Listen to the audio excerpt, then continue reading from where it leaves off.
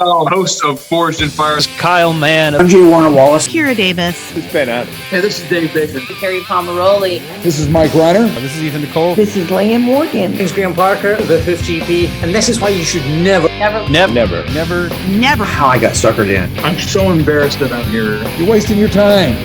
You got better things to do. Never listen. Those darling, yummy Reverend and the Reprobate. Hey everybody, welcome to the Reverend and the Reprobate, just two best buds, interview people they have no business talking to. My name's Lucas Pinkard. I'm a real life Reverend, and with me, as always, is a man whose mom just got her ankle bracelet taken off after her 6th DWI. It's Big Dan Gibson. I was drunk when that happened too. She got her 6th, is that what you said? Yeah. Huh. Which is, first off, Hashtag pray untrue. Pray for Majin. It's just absolutely untrue. I do have a question though. If your mom did end up with an ankle bracelet, what kind of charms should we buy her? Should we buy her for that ankle bracelet? From, I'm trying to remember the store name. It's James Avery. James Avery. James Avery. Okay, yeah. We have a long history of the Gibsons with James Avery. Oh. Like with all Mr. the girls, James Avery, or just like with them as a jeweler? With the store, as the jeweler. Okay. Because all the girls had, got a charm bracelet, and they had little things. They played soccer, so they got a little soccer ball. And I mean, I know this is a very popular store in America, but yeah, it would be James Avery to answer your question. Okay. And one of her charms would have to be a little pistol of some kind. Yeah, for sure. For sure. And probably a pine cone. Little beer bottle. Pine Bluff.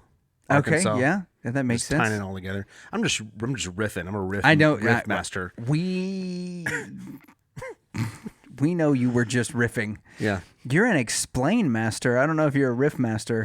You do have a tendency, like halfway through anything, this is just what I'm doing. I just want to let everybody know. Yeah. To let everybody know what we are doing today, though, we have Camden back for Camden Becomes a Star Wars episode 5. I was going to say episode 5. Yeah. Well, we need to label these episodes like Star Wars. We are. Okay. We are. They're gonna be sequential. Good. And out of order. Good. Yep. So Camden Becomes a Star Wars, episode 5. Camden, welcome to this side of the table. Welcome to the professional side of the table. Thank you very much. How are you today? I'm good. How are you? I'm old and fat. I'm in full dad mode. Oh man, we're on the same page. And I'm loving every minute of it. Like, I have no complaints about that, but it's good. That's where I'm at. So we're here to talk about you watching The Empire Strikes Back. To which I did. To which you did. Yeah, but catch us up. How's your week been, man? It's been pretty good. Yeah. I got drug searched, so I mean that was an interesting That's pretty experience. Good. That's pretty good, huh? They didn't find anything. They only drug searched him once. That's why the week's been pretty good, is because it was only the one drug search. Yeah, on average, how many drug searches do you typically 35. go through? Oh, wow. A week? Yeah. Yeah, 5 a day. Several times it's a day. It's a good 5 a day average. So you got drug searched. Where was this? I'm guessing school? Yes. Why? I was in welding class. So those welders. Oh gosh, Forney's got a ton of welders. They got a fire, and they're gonna find something to light it with. So I was in welding working on my project, right? And I look over. And your project is what? Are you building like a hydroponic garden as your project? What are you doing for your welding project? It's a tensegrity table. Huh? It's one of the tables that's like suspended by chains. Oh, that's very cool. Wow. Are you gonna bring it in and show the class whenever you're done? By the class, I mean us. It's Are you going to bring it in and integrity table. I was hoping you were going to go there. Oh, yeah. I can bring a picture. Okay. I'll try to bring it in. I'll bring a picture of the brisket that I made this week. Look, I'll swap cars with you for a couple of days. You can use my truck, and I don't really want to drive your truck. I'm just saying so that you can get the table. Dang. Yeah, right? Some truck shame. Yeah. It's just because I like my car. Right. Okay. He's sort of afraid to get into a vehicle that he knows will carry him too far, because then he won't have an excuse not to go. I'm sorry. He's not going to get any good practice fixing. Yeah, he's cars. not going to get any good practice fixing. It's anything. just gonna work and get you there. It's American pretty made. boring. Yep. So you're building a integrity table. Tensegrity table. Tensegrity table. It's integrity. Integrity. That's what it is. But I know what you're talking about. This is something that's designed to hang kind of. It looks like it's upside down, right? Like there's chains and there's no real structure to it from what it looks like. The chains like support it like supports itself. It's kind of weird. That's and it's so hard bizarre. to describe. It's How much math did you These have things to are do? crazy looking. not really any. You just How do you not do any math to make this work? Yeah, I don't believe that. Or you have some kind of a template then you're following. You're telling me I'm you're doing just the standing. same. You're telling me you're just standing there with two boards and some chains, and you're just fidgeting with it. it's metal. I'm not using boards. I'm using metal. It's welding class. Okay, but you're okay. That's a good point. Fine. You're using metals and chains. 1-inch square tubing and a lot of it. Yeah. Yeah, these are crazy looking. The old tensegrity table. So how are you doing this without any boards? So I made a square of tubing, right? Yeah, sure. Yeah, and there's two of them. There's two of these, and they're identical. Yeah, square it's like tubes. a square like that, and then there's did it a in thing this that triangular comes off like pattern. that, and then a little thing that comes off like that. Our audio listeners are gonna love this description. I don't know how to describe it other than with my hands. Look up a picture. Yeah, we'll And then- just make sure that if you're listening on audio only, make sure that you go to our YouTube channel where there will be a picture of what a tensegrity table looks like over Camden Oh, making wow. really awkward shapes with his hands towards, okay, so you're making a tensegrity table. We're Yes. bearing the lead here. Yeah, as your project. And that they knew you were making a tensegrity table. They're like, this kid "That smokes kid, weed. That kid. No, they brought everyone out of the class. I was not singled out. Okay, so your But whole class I got was- drug dogged. Yeah, but I was one of 3 that were like that the dog thought we had something. Okay. And did you? No. Okay. Did anyone? No. This is a waste of time for, Yeah, it's for, a these, bad- for these cops. Right? I mean, Like, how many false alarms do you think they have in the school system of like, hey, I think maybe this kid are a drugs? And you're like, And nope, he was and the dog I'm not was a drugs, trained. I'm a Star Wars. no, yeah, he's a Star Wars and he's making a cool table. Let him get back to it. Yeah, what was the dog trained to do? Like intimidate students? No, he was trained on sniffing 4 like different things. One being drugs, gunpowder, and then alcohol, and then something else. I don't remember. You know, Drugs, You know- gunpowder, alcohol, or BO does sometimes what's smell. what's the similar. fourth? I don't what's the remember. fourth thing that these dogs are trained for? I don't know. I got a whole lecture on it with the dog handler guy, but I don't remember. I wasn't paying attention. You were thinking about chains. Was this like during the time where he was threatening you? We're like, listen, if you've got drugs or alcohol or gunpowder or this dog will find it, and you were like, ooh, I hope I don't have any He's of like, that. this listen, is after- listen, this is kid, after the this dog is found it. serious. This is like we were brought into like a separate location, aka the locker room, for them to like search us. That's a odd. I mean, depending on how invasive the search is, like, was it a full on like a TSA Did search? No. Did they say anything about getting a tip? Like, this is listen, kids, I know that we're not wasting your time. We're coming in. We're going to go to the locker room real quick and check to find nothing. I think it's because the like, day. do you mean that they were given like They were given a tip that that there's something Okay. going on, because otherwise, were, like, interrupting shop looking for class a just tip. to bring them all to the gym. I think it's because the day before there was a threat. Yeah. There was a gun threat, so they were bringing the dog in to like find the So threat. I guess that's why they're making a show of force. Yeah, That's what possibly. That's what the Lake Dallas PD is doing. it's not Lake Dallas. That's what the Corinth. not Lake Dallas. That's what Nope. the, that's Nope, what you're the getting farther Denton. away. That's what the Little- Louisville, Little Elm. the Little Elm Little PD Elm. force is yeah, doing. The Lake Dallas Police Department would never do that under Chief Sawyer. He is just a wonderful example That's right. of integrity. That's right. You got Chief Not Sawyer's got integrity. integrity. He does, and somebody thought Camden did as well. So All right, Star okay, Wars. so the dog, the bomb sniffing dog, found you and you were clean. What was the Yes. what was the dog's name? Elvis. Oh, great name. Don't you have like a play nephew named Elvis? Yeah. That's pretty. There was cool. also a rock star named Elvis. Really. Yeah, he didn't know stole that. everything he did from Little Richard. If if you ever listen to a Little Richard interview, Little Richard is very salty about Elvis. He's like, he's not the king of rock and roll. All he ever did was rip me off. It's like, oh. Did King Richard also... Little Richard. Little Richard, my bad. King Richard is other dude.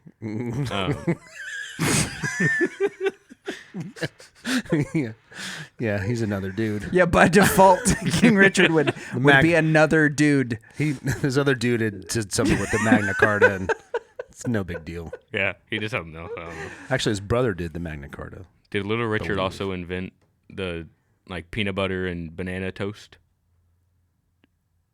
Huh? Did Elvis invent peanut butter banana Little toast? Richard. Like, I don't understand what this. Where is I this? thought he did, or he at least popularized it. This is the musician? Yeah. Look it up. So something interesting about Little Richard is Little Richard and Vince McMahon still have the same mustache now. What do you mean? I mean, so I don't know when Man, people the will be wheels are watching just this. falling right off. We just watched. So after we had Winders on, I realized that on our Peacock I'll look it up. subscription, You continue with your story. during our about- Peacock subscription, we have, or because we have the Peacock subscription, we get all of the WWE pay-per-views for free.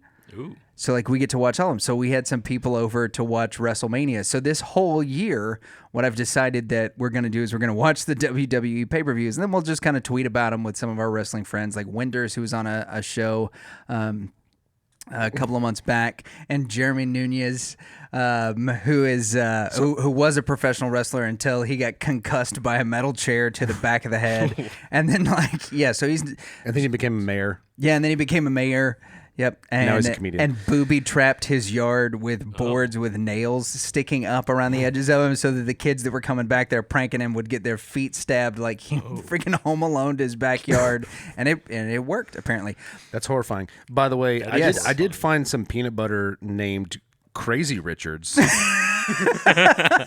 I think is the answer. Okay, That's a good answer. Crazy Richard came up with it, and then Crazy Richard came up with his own line of peanut butter. Yeah, Because we know George Washington Carver came up with peanut butter. right. Yep. So anyway, Who but came up with PB&J? I don't know. So the WWE on Saturday, they have WrestleMania Night 1, and then Sunday they have WrestleMania Night 2. Roman Reigns maintains the belt. 81,000 people at SoFi Stadium are very upset about it. And then the very next day, the same company that owns the UFC bought the WWE. And so Vince McMahon, and imagine this, like Danley, we grew up with like crazy attitude era Vince McMahon with like his gray hair. I still and think of him as a huge jerk. Yeah, and his real insane I think walk probably that he has. is still a huge jerk. All right, so Vince McMahon's hair is dyed impossibly black. Yeah. And he has a pencil thin mustache, and he's just doing this. He just sold the WWE for $9 billion. Holy crap. And He's trying to look like an evil old West. right, yeah, he Wild, either Wild looks West guy that like ties up women and puts them on train tracks. right. He looks like he is in some sort of spaghetti western as a villain, or that he is Little Richard's like doppelganger. That he's trying to have Little Richard's mustache. I gotcha. I know what you're talking about. The But yeah, pencil but thin, the nothing WWE, mustache. that's the big thing. The WWE is now owned by the same company that owns the UFC. So, peanut butter sandwich. No.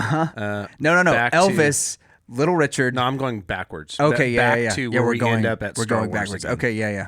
We'll take us back. WWE, Vince McMahon, peanut butter sandwich, Little Richard, Elvis, drug dogs. Now let's quit talking about what we're talking about and start talking about what we're going to talk about. Yeah, I loved it, by the way. Yeah. I loved that rabbit. There's multiple rabbit holes. That was this is why That was our like an show ant is farm. known as a disaster.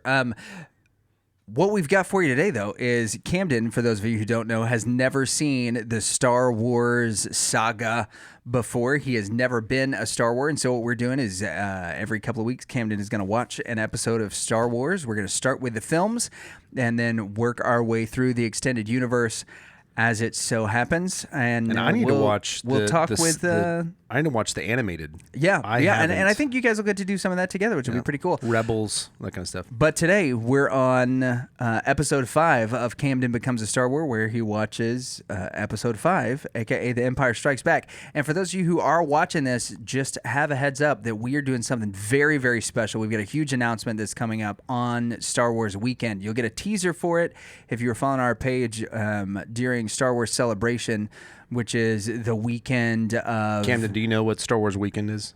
Yes. Yeah. Cool. Good job. So what is it for our the audience? weekend of like the 7th, 8th, and 9th of April, Star Wars Celebration. Go back, look on our page. There will be a special teaser for an announcement that's going to come out on May the 4th, for May the 4th be with you. And then we're going to possibly do something on May the 5th, which is the Revenge of the 5th, which you won't know anything about yet. So, Camden, No, not yet. give us your review. Star Wars Episode 5, The Empire Strikes Back. 1 out of 10 Luke's lopped off hands. How many does it get? I'd say a good... What did I give the last one? 8? I think? Yeah. I'd say it's a 8. Okay, so on par Yeah. with the others. I'd say so. That's a pretty interesting rating. Yeah. Given that like this is most out of all 9 films, this is most people's number 1. I was hearing you're going to put it on par with the first one. Okay, so talk to us. Give us your initial thoughts about Star Wars: The Empire Strikes Back. I thought it was pretty good. You gave it an 8. That would make sense that you think it's pretty good. Before you ask us questions, kind of talk I'm us just through seeing like what I wrote what did you look at your notes that you remembered this time.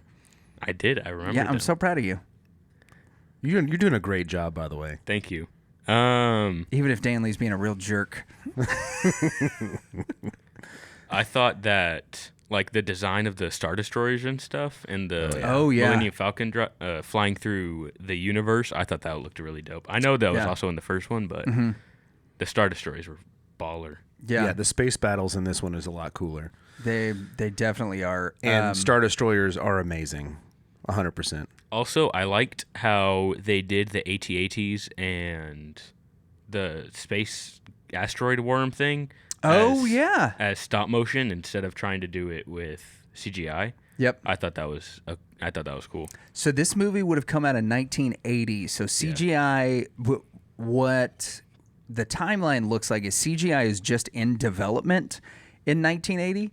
And the people that are doing the stop motion stuff, part of that team is going to be the team that actually develops CGI as we know it. And that group is actually going to be the ones that develop the Pixar computer that they eventually sell to Apple, that is then sold to Disney when it becomes Pixar. And then Al Gore invents the internet, and then it really takes off. And then Man Bear Pig comes and just tries to great. wipe everything out. Okay, so you dug that. You like the stop motion worm, the AT-ATs and AT-STs were pretty cool. So the AT-ATs are the big walker, the AT-STs are the little 2-legged one.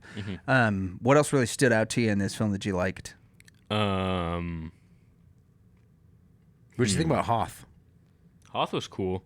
The ice planet.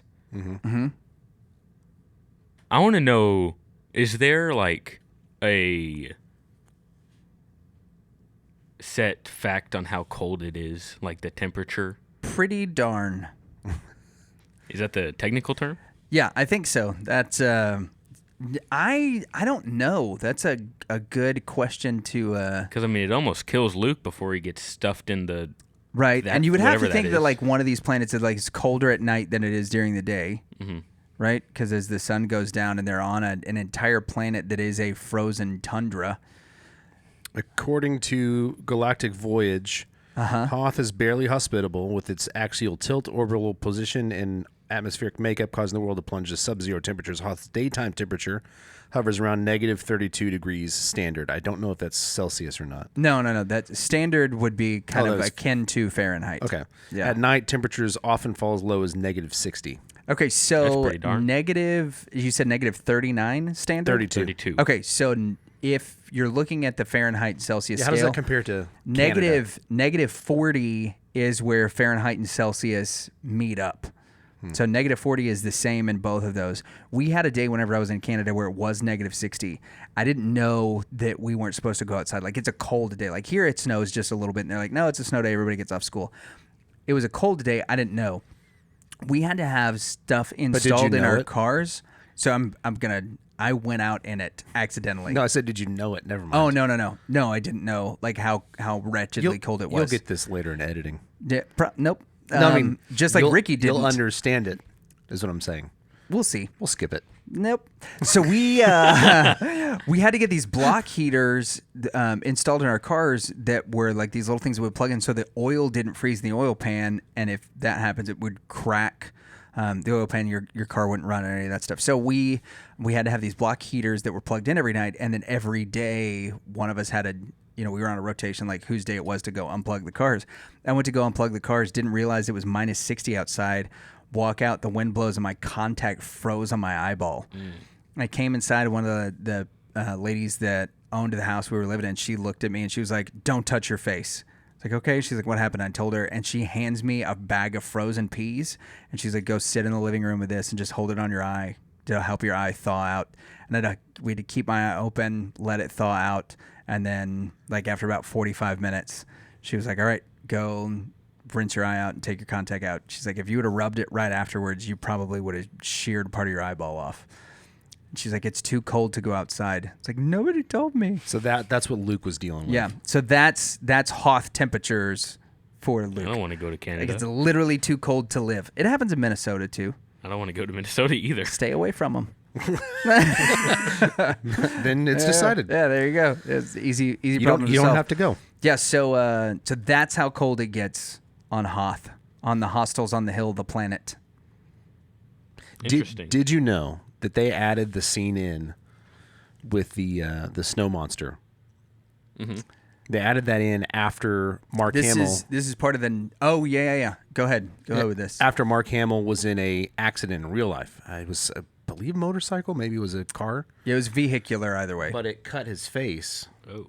And you'll notice for the rest of the films that he's got a scar. Yeah, I noticed that. I remember the first time I noticed was whenever he got back, and he was in like the nursing part or wherever he was after he was in the diaper tank. In the back to take. Yeah, right after the diaper tank. Floating in the diaper tank. I remember noticing that, and I was just like, "Oh, that's interesting." Yeah. Hey, and how about him getting a smooch from Leia? Huh? That's later, isn't it? It's in. No, it's in it. Yeah, it's in that He movie. got a little smooch. Yep. No, I'm saying she gave him a spite smooch against It Han is. Solo. He does not get the being a huge smooch jerk. while he's in the diaper tank. Yeah, if that's what you're saying. Yeah. Yeah. I understand. No, I was now. thinking She didn't just like dip her head in some back down and was like, "Here you go," give him like the old. No.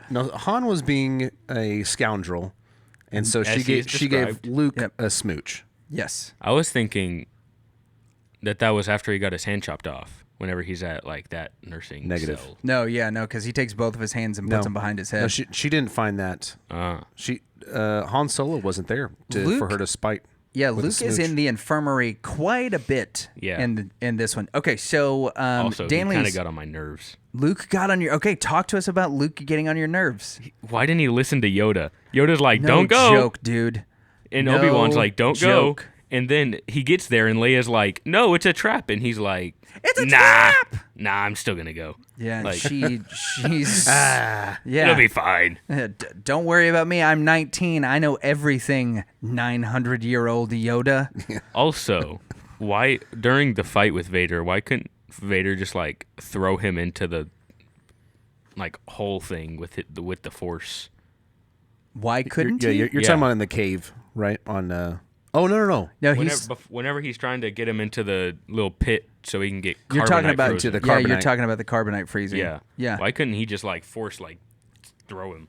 he probably could have. You weren't there to suggest it. Yeah, he probably could have force thrown him in there, but you got two things that are happening here. One is you got a plot that you got to continue to develop. That's true. And the second is that with any kind of and Freddie Prinze Jr. and Dave Filoni do a wonderful job of explaining this, is that there is this like balance that happens with the Force. And so that anytime that there's a lot of evil, like good rises up against it, and the Force kind of wills all of these things, to happen. And so if a person is a light side Force user, right, or a dark side force user and the powers are pretty balanced, the key is to exhaust them before you try some type of big power move like that. Otherwise, they'd be able to draw upon similar energy and do it. That's why a lot of those fights are really, really, really long, and meant to exhaust or to beat up the characters so that they're too weak to continue, even if they try to draw upon the force. Also, are these the questions you have written down, or are these? No, these are just like coming to the top of your off the dome. I like it. Pretty early in the movie, Vader's on like FaceTime with his. He's FaceTiming the Emperor. With not with Darth. I think it's Darth Sidious. I don't know. Yes, it is. Yeah. Well, it's one of his Darth lieutenants. Sidious would be the Emperor. Is Darth Sidious? This is early in the movie. Okay. He's talking to his troops, right? Yeah. Yeah. And he like force chokes him through the screen. Why can't? Does he have to be like looking at them to do that? Why can't he just do that to Luke? There has to be some type of prescient connection. So whether that is that you can see them through the holo screen or the holonet, which is what they're looking through there. FaceTime. Yep, which is space AKA space FaceTime. Space FaceTime. FaceTime. So whether it's like that or whether it is us, So being good. here together at the table or whatever, like if there is some sort of prescient connection, then I can use the Force on you. I mean, because the Force is supposed to be like around us and all of that, right? Now you can use the Force to sense someone else. yeah, like Luke talks to Leia whenever they're flying away. Yeah. And But what he's chilling. doing, what he's doing can't affect her. It just like a little voice in her head is like, Kind hey! of, yeah. Leia, Luke. Yeah, that's sort of it. But the same thing works, and you see this a lot in the extended universe. You actually just got to read about some of this in the Thrawn series. Oh man, right? I loved Is it. that like even across the galaxy, the Emperor's connection with the Force is so strong that he can sense beings like across the galaxy if he's searching them out. He can't tell you what they're doing. He can't really do anything to affect them much more than try to put a few thoughts into their head or and send nudge them or Vader anything. or Thrawn to investigate. Yeah, but he can't Indirectly. affect them directly since there's no like type of connection there. Yep. I see. Well, in Empire Strikes Back, we also have the introduction of a new character, Boba Fett. Yeah, I thought his ship was pretty cool, but I feel like it flies the wrong way. Slave with the- One, the ship, yeah, The ship or whatever it's called now. The ship shouldn't fly like this. It should fly like this. That is what That's more all of us, I think, aerodynamic, yeah, I for think sure. thought. Yeah. Yeah. Like you see it. It lands on the flat side, which makes sense. You feel like it should But it fly flies- away like that. it flies but face it does forward, This. picking up a Also- bunch of air resistance and Yeah, Yeah. but all the guns forward. So and like which you don't see fired in Empire, I don't believe. So whenever it's No, I like don't- landed, I can't recall. Yeah. the seats would be facing like this way, right, in the cockpit. So whenever he gets in, does he have to like get seated like sideways? This is a great Yeah. question. Yeah, he we climbs- All he thought climbs that Like too, in- yeah. Gru yeah, he in climbs- Despicable Me. Yes. Yeah, he climbs That's into weird. he climbs It into would be the so seat. much more convenient to like just that. have it fly the other way. You're not wrong. You're correct. Like I want to argue, like no, that's not that. It would, That is but I something don't. actually wrote down. I don't think there's as much guns that he would be able to use that way. Just have the guns facing forwards. Yeah, and they have them like on the very bottom, the tippy Yeah, bottom. there's two on the bottom, and then the two on the arms can rotate like chameleon eyes. to, have to a your, full to your point, 360 is there degree more? range. Is there more efficient way? Probably. Yeah, also, no doubt. I feel like if you're in like a But fight it's cool with as far as someone- like It's very the cool. the way that it looks and all that. Partially because it's so impractical. Right, like the same way that like the claymore is really cool. Like if you run into battle Claymores with are it, cool. right? Like but it's one of the most impractical weapons. and the fact Yeah. that it says this side toward the enemy is pretty funny. what? It is funny. and make sure to tell you, Yeah. point this away from you. Yeah, keep it that way. Yep. Point this towards those you want to smite. This conversation is like a broken sword. It's very, very sharp, but it does not have a point. Yeah. But Right, I so, love your instincts on yeah. on So hit us with some of your notes. Give us all your questions. So In the Star Destroyer, there's like the little like trapezoid droids just like driving around. The mouse droids. Yeah. I feel like those would be a tripping hazard. I trip on my dog all the time. Imagine having just a ton of those. What's the? We need space OSHA. Yeah, I was gonna say, like, what's the Empire's version of a OSHA? I don't know, but they need to go to the Death Star. Yeah, they need to. Not Death Star. Not the Death Star. The Star Destroyer. Destroyers. Yeah. Which I think in Empire, don't you see Vader's Super Star Destroyer, like his really, really big one, I think is in Empire. I don't know. I think that's in Return of the Jedi. The Executor. Yeah. I was thinking about that too. There's an even cooler Star Destroyer, I think, coming. Cool. I believe it's introduced in Jedi. Yeah. Speaking of the Star Destroyer. Keep going. I'm looking it up on Wikipedia. The Millennium Falcon just like sticking to it and catching a ride, that was a baller move. That was a very baller move. And it's the reason why Han Solo can charge, was it 12? I'm trying to remember what he charged. I don't know. 10,000 credits from Mos Eisley in the first movie. Yeah. And they say, we'll give you 12 now and 15 when we get to Alderaan. Something along those lines. He's a very accomplished smuggler. Yep. He did the Kessel Run. And under some kind of 12 parsecs. 12 parsecs. Some number of parsecs. Which he gets very upset about later when somebody says it incorrectly. Yep. So whenever they're at Cloud City Place, after they fly away, Darth Vader asks his like goons, "Did you disable the hyperdrive on the Millennium Falcon?" And they're like, "Yes, sir."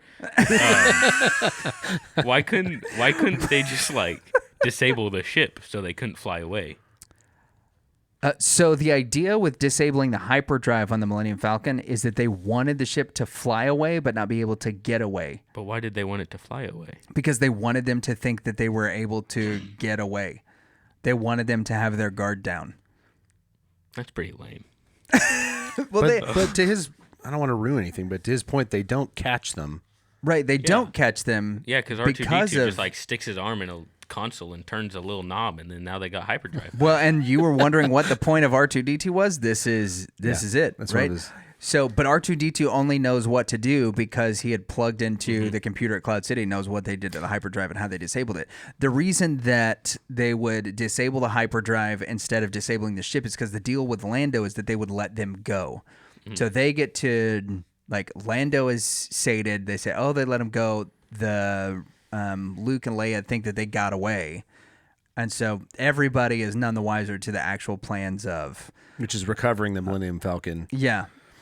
Which they don't do because R2-D2 Well, it's less recovering the Millennium Falcon and more the like getting Luke, right? Because that's the end goal is to get Luke. Because essentially what you'll come to discover is that the Darth Sidious wants Luke as his apprentice. He wants Luke to take the place of his father because he thinks Luke is going to be more powerful.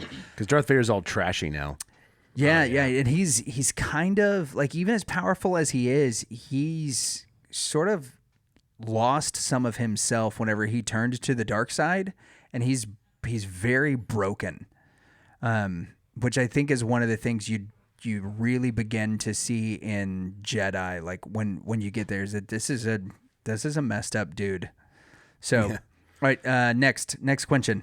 Hey, this one. Oh, go ahead. Go ahead.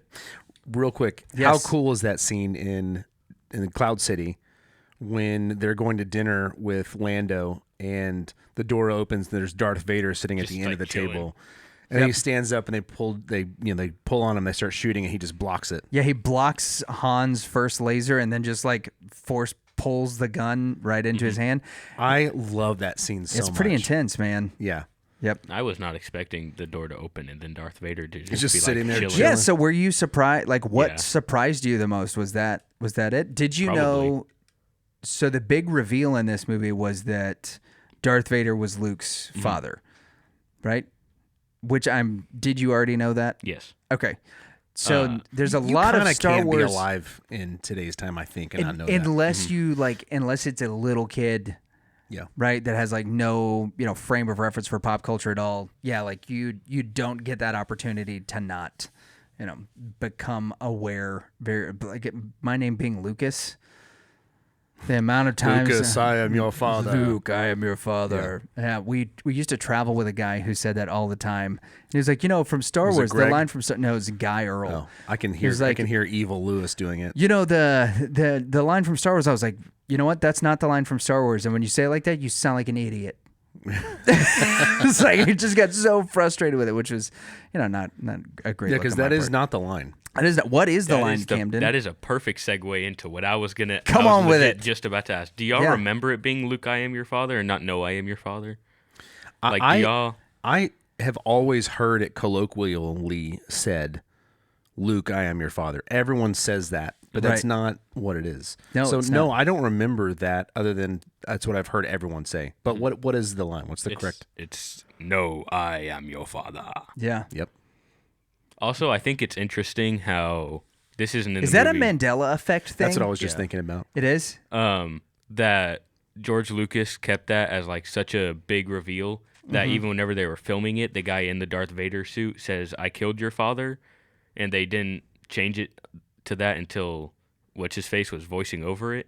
Yeah. And so none of the cast found out until like they screened the movie. I thought that was pretty interesting. Yeah, James Earl Jones. Earl Jones. That's it. Mark Hamill does a really great Harrison Ford impression where he's talking about them like sitting next to each other. I love that. Whenever that happens, and it's pretty awesome because that happens as they're all watching the premiere of the movie, and Harrison Ford turns and looks at Mark Hamill and goes, "You didn't tell me."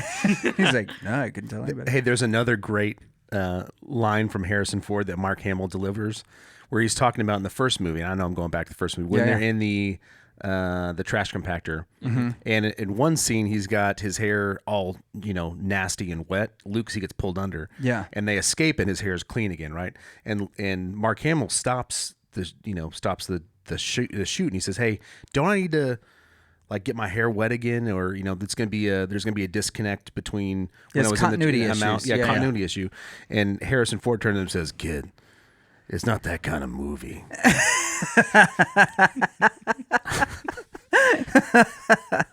Which is a great point from Harrison Ford is that it's not that kind of movie. Yeah.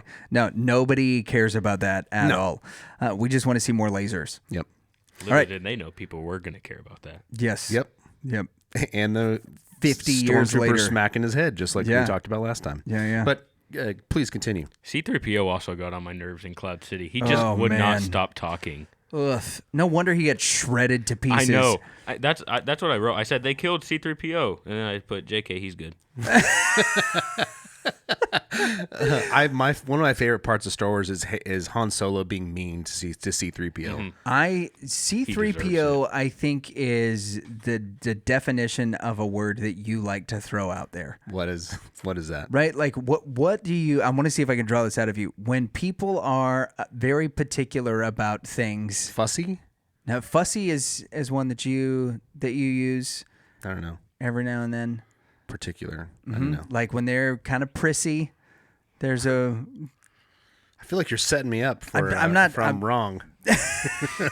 I'm about to say it, and you're it's going to go, kind of along the lines of like thinking. persnickety. I don't know. Yeah, okay. What is it? Anyway, that's what is it? That's really I can't think of the word. That's what I'm trying to set you up for. Yeah. There's a word that you use, and I can't think of what it is to save my life, but it's sort of along the lines of I think fussy, I refer to myself as that. Persnickety. And C-3PO I think is like the perfect embodiment of it because Chewie puts him back together and he's like, "You put my head on backwards," and starts yelling like, "No, thanks for saving my life." None of that. Thanks for fighting these gremlins and getting my body back. Yep. No, none of that's in there at all. Also, whenever C-3PO's on Chewie's back and like Chewie's trying to get through the door of the Millennium Falcon and keeps smacking his head. Why does he say "ow"? He's a droid. Can he feel pain? I don't think so. So he's just saying "ow" just to be difficult. I think that was my take. Yeah, I could be wrong. Yeah, probably my because take is he's just obnoxious. Like I wonder how much of this, and I've got the guy's biography, so I need to read it. I wonder how much of this like Anthony Daniels comes up with. Right, he was the guy who voiced C-3PO, and I think he's the only one who, in every Star Wars iteration, has kept his character. Because, like in Star Wars: The Clone Wars, he's still C-3PO. In the prequels and the sequels and the original trilogy, he's still C-3PO. In every Star Wars iteration that C-3PO exists, he's there as C-3PO. So I'm wondering, like, how much of that he like maybe ad-libbed, because he's just doing voiceover stuff. Yeah. So they're just playing the scene and he's like, ow, ow. And they're like, you know what, let's keep it. You know? Or are they they writing had, those lines? They had to add things to the scene to make it fuller, right? Yeah. I mean, Chewbacca just banging him into the wall is fun. No joke. But having some vocal over it is Yeah. It gives it a little more some personality. Yeah. Yeah. That was my take. Yeah, I agreed. And Anthony Daniels is a great voice actor, but if for only this one part, it's just amazing. Yeah. What other thoughts do you have? I thought Yoda was pretty funny. Yeah, Yoda's Yeah. awesome. The fact that he just like appears and he's like, "Hi, Luke," and he won't tell him that he's Yoda, and he keeps talking like, "So when are we gonna go see Yoda?" He screws with him so bad. He takes his food. He smacks his droid on the head. It's so good. And there's so much, like, one of the best tie-ins for me about the original trilogy is the bad lip reading songs that go along with it. Yeah. Right? Because this is the Seagulls Stop It Now song comes from this. Every time, because I've seen that video several times. I saw it. He's whacking him with he's whacking R2 with his stick. And every time like a scene would come up that like I recognized from it, I was like, oh, that's in the video. I can be your backpack while you run. Swing from a hairy vine. I can be your backpack while you climb. Yeah, it's great. If you haven't seen it, please go check out Bad Lip Reading. It's hysterical. Seagulls, Stop It Now. They're local. Really? The bad lip reading guys are from Fort Worth. Oh, yeah, so they're not too far also away from us. Also, how it should have ended, apparently. Yeah, according to Kyle, who voiced Woody. He voiced Woody. He also has not. I mean, it's been over 2 years since that kid has made it out of the bathroom. Yeah. It's just been. We've just been sending him Amazon care packages. Yeah, that's it. Because none of us are brave enough to go in there and help. And Kroger delivery, which is $15 off, $75 or more through the app. Hey, there you go. Yeah, thanks for nothing, Kroger. All right, anything else? Final thoughts on The Empire Strikes Back or questions? I don't think so. You don't think so? Okay, so you gave it 8 lopped off hands out of 10. I think so.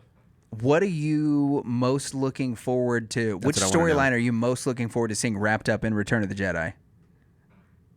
Because there's a lot of stuff happening right now. Like Han Solo's gone away, right? You've got Luke going back to Dagobah. They left Luke and Leia on that one like giant ship. Yeah. Why did they do that? That's a closing thought. Why did they leave Luke and Leia on the ship? And they just like flew away. That was a Corellian Corvette, I believe. It was. Right? It was a rebel ship. So why? What did they meet before that? I don't remember the movie. It's not fresh enough in my mind that they didn't meet with anyone. That just showed them on board. So they're in a safe location. Is I think the way that they. So what? They're the just movie. like at a hotel now. No. That's a rebel ship. So they're in rebel hands, which is safe territory for them. Yeah, for them against the Empire. Yeah. So they're in a safe haven while they plan to. So they're staying make at a their hotel next move. until I they don't. get back I with don't the think I would Millennium describe Falcon. it as a hotel. I would more describe it as a battle cruiser. I don't know. That's how I would describe a hotel. You describe a hotel. So As when a you floating when ship you in look at the space with a Holiday hyperdrive Inn, and weapons. yeah, when you look at the Holiday Inn, you think battle cruiser. Yeah. I feel Man, like I wish I that's, could see through your eyes. I don't Life think that's would be much more intellectually fun. honest, but I do know what you're appreciate the talking sentiment. All right, Yeah, so they are staging their next move. they're is what I staging would a say. coup.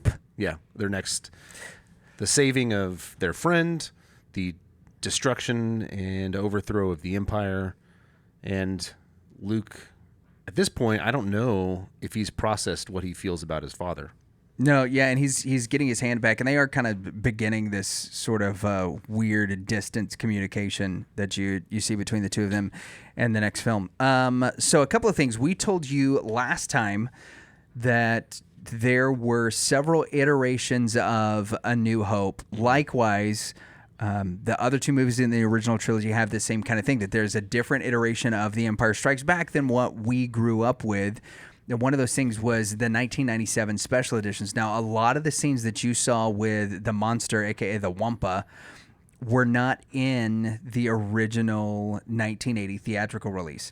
If you were to go back and watch that scene, you never actually see the full-size monster. At any point, you see him paw Luke, and then you kind of see his arm sort of like fling off whenever Luke cuts it off. But that's really all that you see. The scene where he's like eating the animal and then he like gets up and comes back, that was something that was done in 1997, 27 years after the movie's release, or 17 years after the movie's release. Yeah. Which was something that was added to it. And I think we mentioned last time that the additions to Empire are the least egregious of all of them. One of the big changes, though, that was put in the 2004 trilogy DVD collection, we have the original person who played the Emperor was now fully replaced by Ian McDiarmid. So Ian McDiarmid is the guy who plays the Emperor in episodes 1, 2, and 3, and was not in the original trilogy at all. He also plays the Emperor in 9, and we kind of just sort of see this character throughout. He ends up replacing the Emperor in episodes 4, 5, and 6 completely in the 2004 DVD series. So you got 97, you've got 2004, but those are just the primary I actually did not changes know that are there. And that answers why I've been so confused about how did they get Ian McDiarmid's lifespan is incredible. He was an old man in the 70s, and he's still I never put much effort into solving it, but I didn't know that. So that's why. And then the last one is Boba Fett's voice. So if you were to watch one of the original 1980 theatrical releases of The Empire Strikes Back, if you were to watch it through 2007, you would have, if you were to watch it through 97 in the special editions, there's a very clear, like, American accented guy saying, or, talking as no Boba disintegrations. Fett.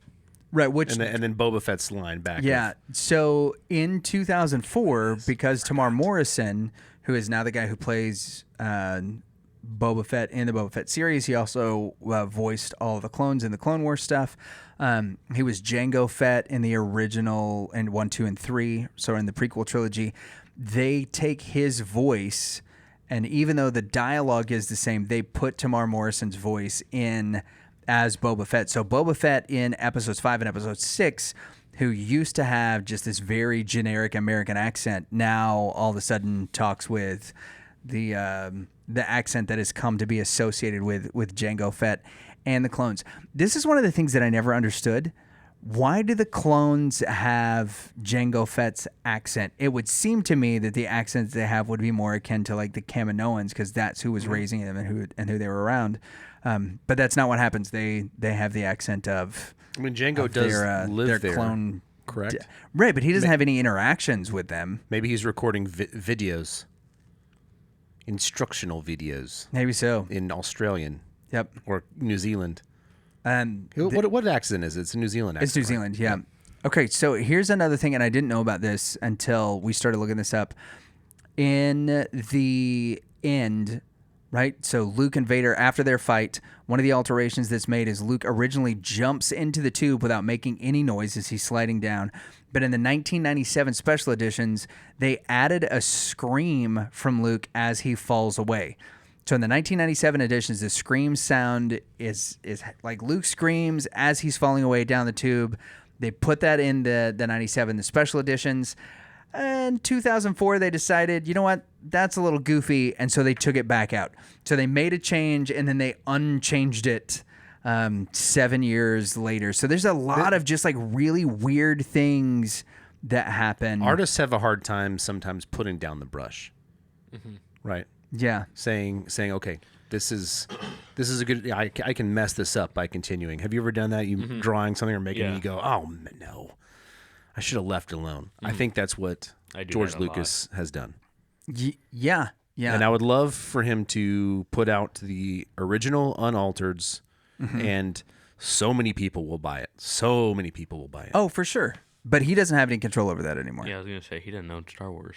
That would have to be the Disney group that decided to do it. I don't know why. And I would even like the 1997 edition, right? Like I would love each of the iterations. Like I'd love the originals, and I would love the 97, the special edition that had some of that cool stuff. Yeah. The only thing I would want is in the special editions, take out the Han and Jabba the Hutt scene from episode 4. I'm with take that out, and we're done. All right. Camden, closing thoughts, just in general. Elvis was pretty cool. Sniffed your bum. Yeah, there you go. Elvis was stay away from drug sniffing dogs. Thank you guys for watching another episode of The Reverend and the Reprobate. As Camden continues to become a Star Wars, make sure that you are by the channel, that you get notifications for our channel, as we've got a big announcement coming on May the 4th, and you'll see some stuff from us that entire weekend. In the meantime, give us a review, ding the little bell, subscribe to our channel so that you know what's going on and you can keep up with all of the amazing guests that we have upcoming, one of which we will see a return of the Mink Man to these sweet, clean airwaves. Won't we, Dan Lilly? Oh, yeah. Hi, Tina. Yeah, it's going to be awesome. Thank you guys for watching. Y'all stay hard, keep jamming, and we'll see you.